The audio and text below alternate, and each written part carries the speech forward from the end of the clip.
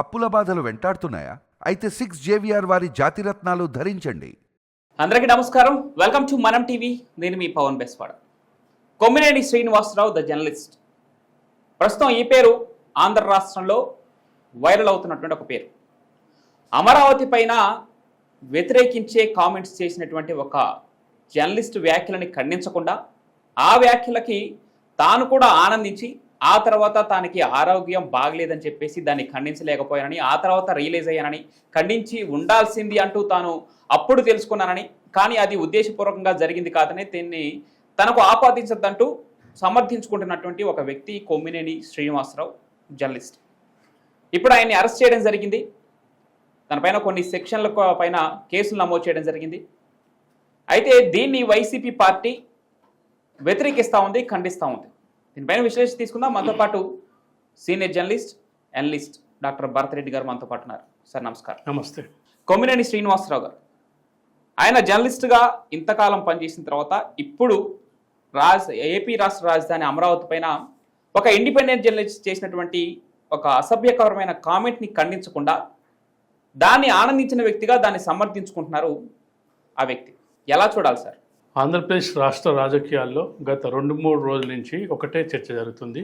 అమరావతి మహిళల్ని కించపరిచారు సాక్షి టీవీలో జరిగిన డిస్కషన్లో, డిబేట్లో. అది ఎలా జరిగింది? ఇద్దరు విశ్లేషణ, అంటే సీనియర్ జర్నలిస్టులు, ఒక అతను కార్యక్రమం నిర్వహిస్తున్న జర్నలిస్టు, మరొక వ్యక్తి జర్నలిస్టు.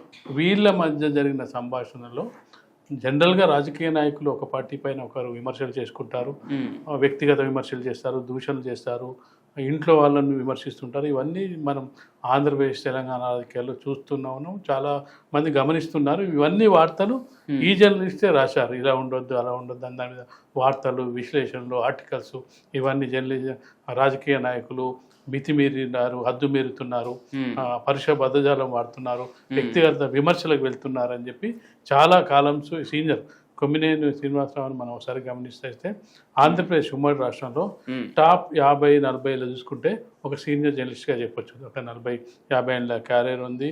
సాక్షి మొదటి నుంచి కూడా KSR షో పేరుతో న్యూస్ పేపర్స్ డిస్కషన్ నడుపుతున్నాడు.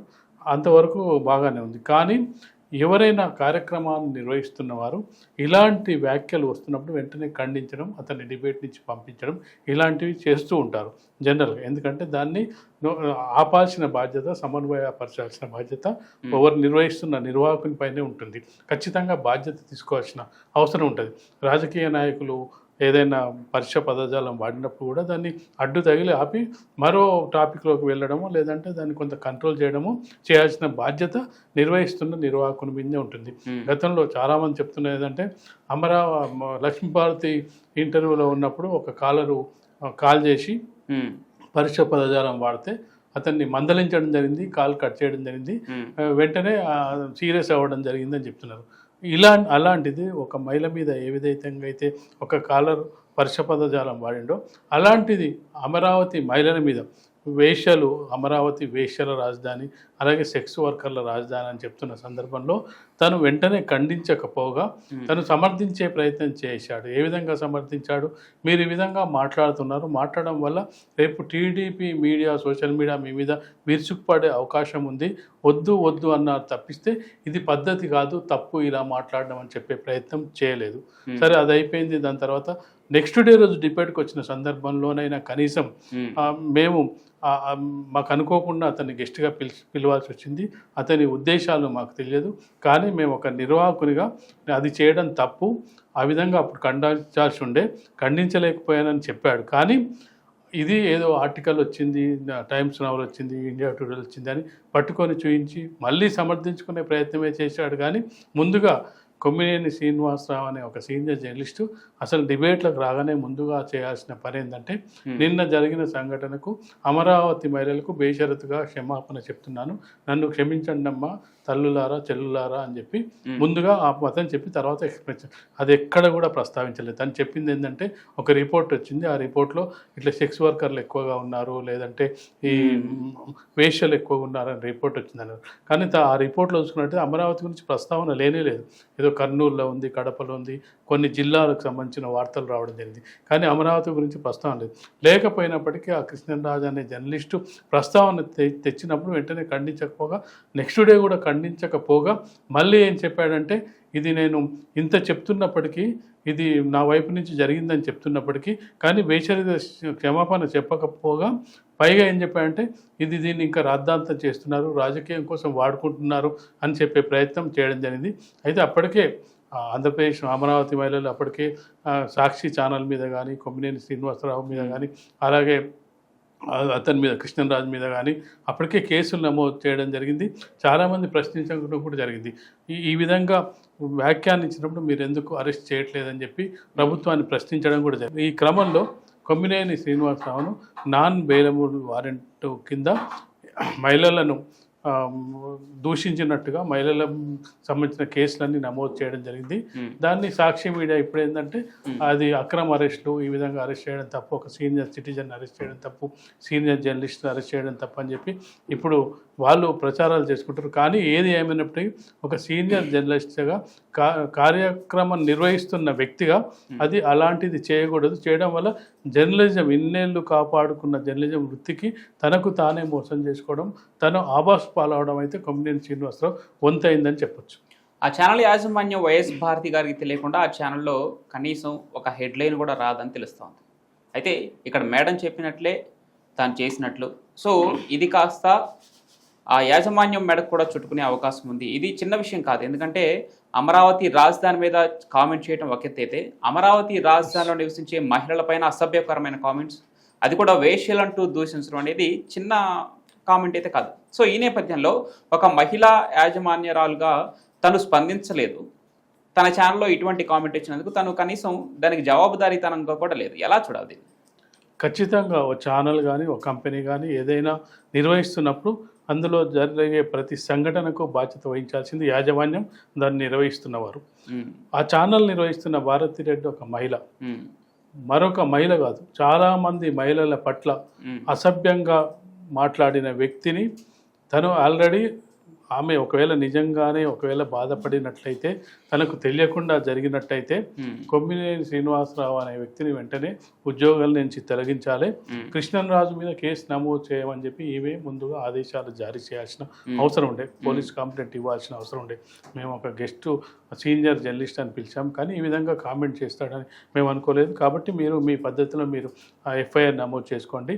దానికి బాధ్యతగా మా కార్యక్రమ నిర్వహణకు సంబంధించిన కొమ్మినేని శ్రీనివాసరావును మేము వెంటనే ఉద్యోగాల నుంచి తొలగిస్తున్నామంటే సాక్షి యాజమాన్యంపై కొంత క్రెడిబిలిటీ పెరిగేది, అమరావతి మహిళలకు కూడా కొంత సానుభూతి వచ్చేది.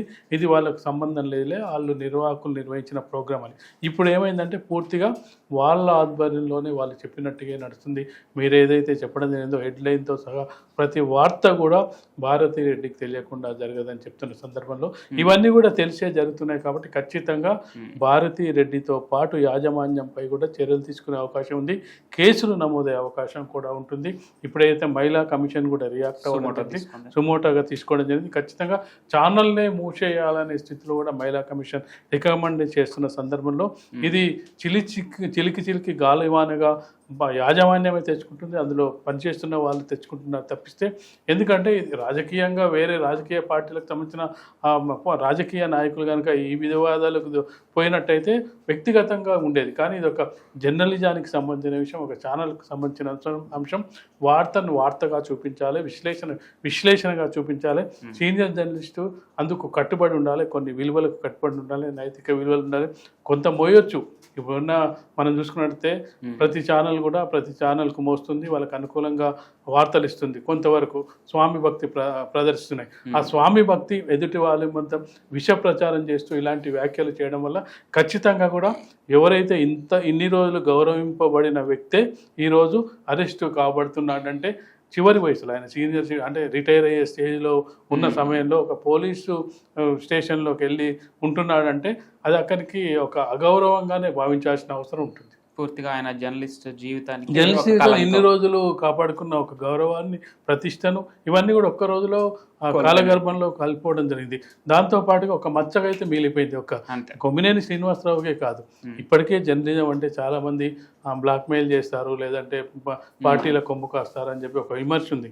ఇప్పుడు జర్నలిస్టులు అంటే మరొక విమర్శ ఉంటుంది. మీరు కూడా రాజకీయ నాయకుల్లాగా ఏది పడితే అది మాట్లాడతారా అనే ఉన్న గౌరవాన్ని కూడా మిగతా జర్నలిస్ట్ మీద కూడా ప్రభావం పడే అవకాశం ఉంది. మనం వెళ్ళి జర్నలిస్ట్ అని చెప్తే మీ జర్నలిస్ట్ ఏందో ఇట్లా చేసినట్టే అది మొత్తానికి అంటుకునే అవకాశం అయితే కనిపిస్తుంది.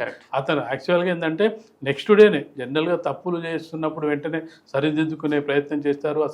ఆ సివియారిటీని బట్టి దాన్ని వచ్చే పరిణామాలు బట్టి అంచనా వేసి ఇదేదో తేడా కొట్టేటట్టుంది, మహిళలందరూ కూడా రివర్స్ అవుతున్నారని వెంటనే దాన్ని సరిదిద్దుకునే ప్రయత్నం చేయాల్సి ఉండే. సరిదిద్దుకునే ప్రయత్నం చేయకుండా మరికొంత దాన్ని ఎగదోసే ప్రయత్నం చేయడం వల్ల ఈరోజు కొమ్మినేని శ్రీనివాసరావు అరెస్టు నిరదర్శనం అని చెప్పొచ్చు. Thank you sir.